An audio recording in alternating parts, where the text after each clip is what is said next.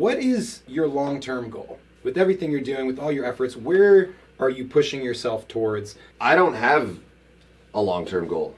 My goals are on a day-to-day basis. My goals are just to wake up and every day be the man that I want to become. And by the time I go to sleep, just think to myself, man, I like who I was today. And just to do that every single day and just keep stacking that up. So just train every day, do comedy every day, make money every day, and spend quality time with quality people every day. As long as I do that every day, like, I'm living a multi-millionaire lifestyle. Let me put it like this. Do you feel you have a duty to the world? Is there a unique calling that is yours and yours alone that God is trying to pull out of you to bring to the rest of us? Yeah, I think I have a duty to the world for sure. Just as much as I owe my friends and my people the loyalty that I have to offer in any relationship, I think you owe everyone the truth and accountability and to be trustworthy, to defend their name in their absence, things like that. And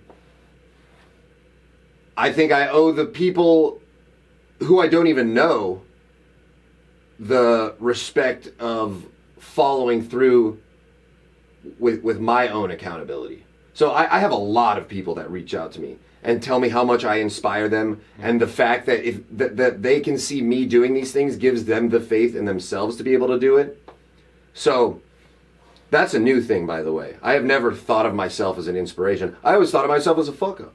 And it wasn't until recently where, again, that external feedback where people are like, you're doing good, you inspire me, and da-da-da, to where I had to look at myself and think, like, oh, I guess I really am doing, like, I never thought about it like, I'm going out and doing all these big things and to gain the admiration of people. It's all just been, I want to get the respect of myself. And since we all are kind of the same person, self-respect gets reflected by the external perspective. Because everything's a mirror. I think I've been a little bit brainwashed by all the anime and superhero cartoons where I really want to change the world. Like, I really want to have an impact that is positively shifting in the right direction.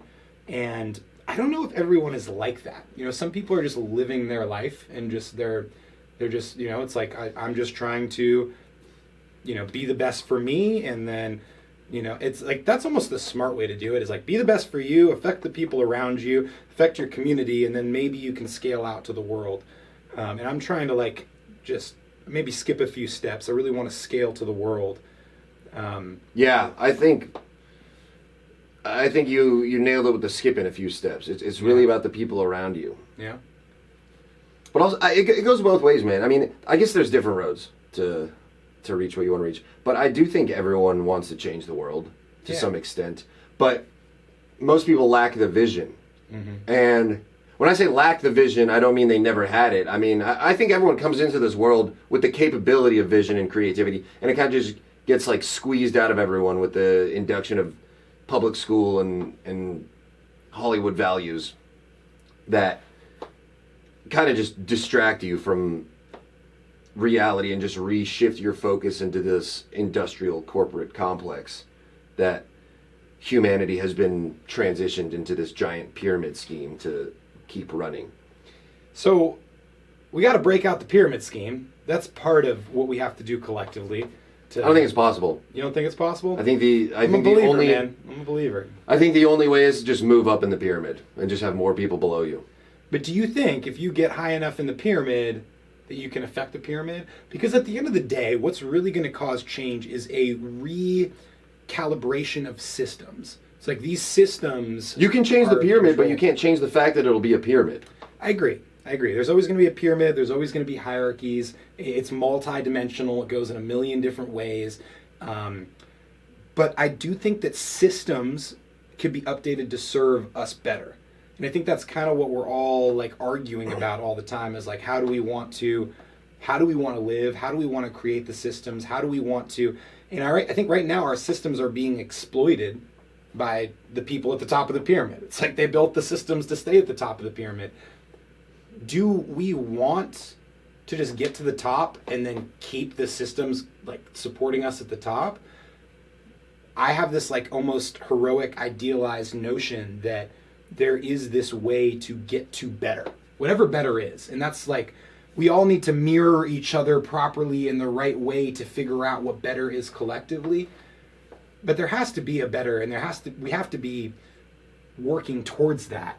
At least that's like how my brain works. I'm like, I'm always trying to solve like the great problem, you know? And I don't know what that is, but I think we're all working on it together collectively, whether we realize we are or not.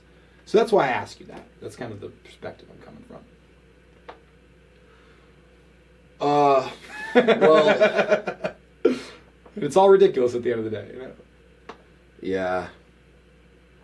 I mean, it seems like the problem's humanity. Yeah. And it seems like we haven't gotten better. Things have moved around. Like, you could say it's better that there's not people killing each other in the streets. But here's here. what I'll say is Austin is better than a lot of places. So I don't know, like, if we identify what is, like, do you agree on that? I think Austin is a lot better than a lot of other places. Well, yeah, like I said, it just gets moved around. But there is specific attributes. You can't just fix the world. You can't just fix the problem. You got to focus on specific localized problems and start small. And problems start so quickly, like just a disagreement between two people that can cause like a divorce, and they have like a bunch of friends. And then the friends have to choose sides. And then those friends work for these companies. It could have like profound rippling effects. Yeah. And these problems just start out of nowhere. There's no systems that can be put into place that can prevent human interaction from avoiding negative emotions. Basically, we're all just doomed. But I disagree. I disagree strongly. I think there's hope. But you can control your emotions and make sure that doesn't happen to you. And I can also create cultures and community of externalized accountability. So we can, like at martial arts, when the coach is saying, get up, right? That is a system of external support that is now drawing you higher than your normal, natural base instincts. And I think that can be extrapolated. It's all about leverage. It's all about how do we create this. For example, men's groups, community accountability groups. You say you don't have a lot of people in your life like that are holding you to that, and I commend you for saying strong on your own. But it is a very powerful thing when you put yourself in a group and you say like, all right, you guys are going to hold me to this shit. And some people need that. Some people don't have enough internal fortitude, and myself included. Like, I do a lot better with my commitments when I externalize them to somebody else. So I think that's part of it. It's identifying the features of like what makes Austin, Texas better. Well, we have people who are successful and healthy. Like, health is important. Can we all agree that health is crucial? If that's one direction alone, that we focused on creating systems that supported health, what would that alone shift? Yeah, that would be a big one, man. Right. Because lack of health leads to a bunch of things. Yeah. Including just as simple as just being fat and unattractive, which leads to, not feeling attractive. That creates school shooters, you know? That's like the worst thing, not feeling attractive. And, we can all agree that exercise, sunlight, eating natural stuff, those are 3 pretty important things for health. You do those 3 things, you're going to be good looking. And that is something that's unique about Austin, Texas, is there is a ethos built around optimization. It's one of the reasons I moved here like 7 years ago. So I was like, Onnit is here. Tim Ferriss, or Flow Genome Project. There was just a few key pillars, but I was like, there's an energy of like optimization was the buzzword that they were using at the time.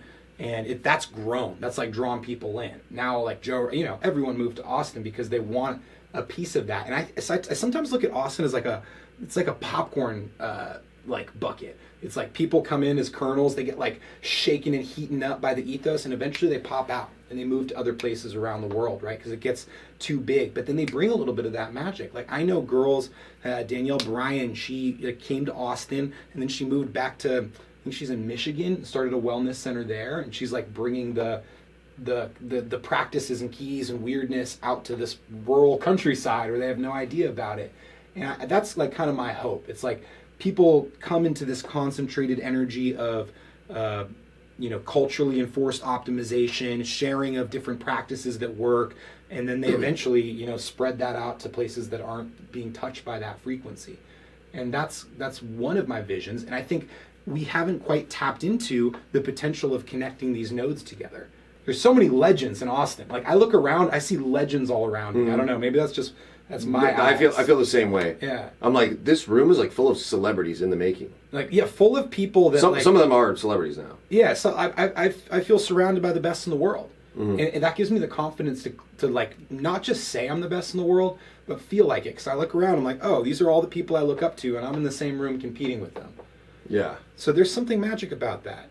LA was like that too, but it was so diluted. It was so diluted by insignificant people and, again, traffic and high bills. Because that's the reason, like I was saying before, how there's so much more opportunity to be surrounded by amazing people because the ratio is better. They're and not the free time and the stuck money. in the a lot of people have got out of the matrix in Austin. It's a lot of people who've managed to somehow find a way to not be stuck in that slave frequency of just having to work 9 to 5, Monday through Friday, drink on the weekends. I do things where I'll go to raves and I'll take a bunch of acid and MDMA, and I have an intention where I'm like, I am here to do something. I'm here to work on something. And I think a lot of times that intention is the difference between it just being a hedonistic indulgence and it being like a spiritual, prayer-filled experience. It's something really interesting. I went to EDC, and you heard of EDC? It's like one of the biggest festivals in the world. They have this mantra, all are welcome here, which is really interesting because there's a lot of people there just getting fucked up and partying. And from like my perspective, I'm like, oh, you guys should be here, like, taking in the magic of this. Don't you see the power and potential to transform your life? And they're like, bump, woo, vodka, woo. But I love that idea of like, that's welcome too. Like, it doesn't need to be the fucking spiritual experience. It can also be this level of frequency. And I think that's something interesting to recognize, is that it's not always the right thing if you're like intentional and conscious. I mean, at the end of the day, we're all just making made-up words, noises out of our faces. It's an interesting fucking mind trap to get into. Be like, I'm going to better myself. I'm going to be intentional. And then it's like you lose the it's all ridiculous portion of it, which is so important. It's like this path to betterment actually takes you away the from order and chaos balance. You got to have both. Yeah, you got to have the yin and the yang. You can have too much yang, and I guess the laughing would be the yin, the fucking just letting it go, letting it all be fucking stupid. It can be stupid too. And I'm not necessarily great at that, man. Like I'm not good at play. Like I always have this ingrained thing in the back of my mind, like I need to be working harder. Like I'm not doing enough is like just constantly eating at me. And if I take a second to like just, if I was to play, like I can't play video games. Like I have friends and they're having Dude, I always noticed that about you. You always, at first I thought you were like angry or something, or like worried about something, and I was just like, oh, you're just like a serious guy. But then you started talking to me about comedy. I was like, oh, you like comedy. I'm not a serious guy at all, but I think I'm very connected to my calling, and I'm like, I can't stand to be doing something that doesn't feel resonant for me. Like I have these friends and they're really great guys, like some really awesome men who I want to connect with and I want to bond to, and they gather once a week to play Halo together. And I'm like, oh man, I really want to come and be a part of that, but I can't just sit and play Halo. Like, can I come in? Can we like talk about like business and can we co-work? Can we? And I went out with some friends the other day. Like I remember a few months ago, and they went bowling, and I was just sitting around the whole time, like, what the fuck are we doing right now? Like I was like, hey, bro, come over here. Did you waste a lot of time as a kid? Or have you always been like that? I think early on it